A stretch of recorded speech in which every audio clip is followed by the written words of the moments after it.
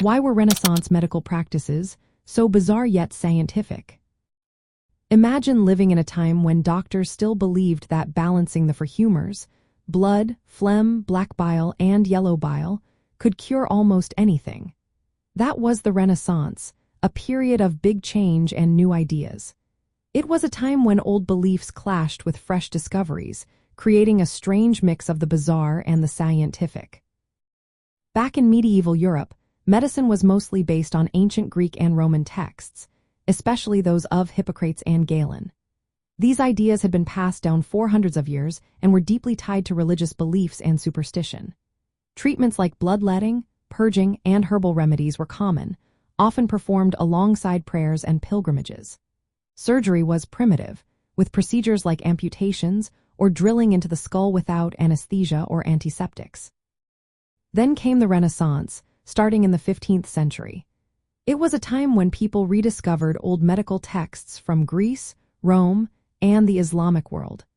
These texts challenged medieval ideas and encouraged doctors to question what they had been told.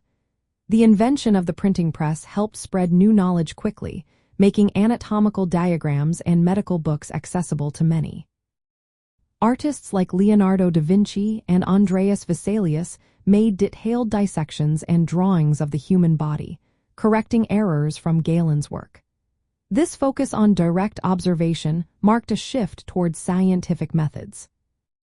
But even with all these advances, some strange practices stayed. The humoral theory persisted because it was deeply rooted in tradition and religion. Bloodletting continued because it was believed to remove bad humors, even though it often did more harm than good. Many treatments still relied on mystical ideas, like balancing the planets or using charms. The mix of old superstitions with new scientific methods created a medical practice that was part tradition, part innovation. Practically, Renaissance medicine combined classical texts with new anatomical knowledge gained from dissections. Doctors started to observe and experiment more, moving away from purely religious explanations. Printing made medical knowledge more widespread, and universities began teaching more empirical methods. Despite these changes, many treatments still relied on symbolic reasoning and traditional ideas. This period marked the end of an era where religion and superstition dominated medicine.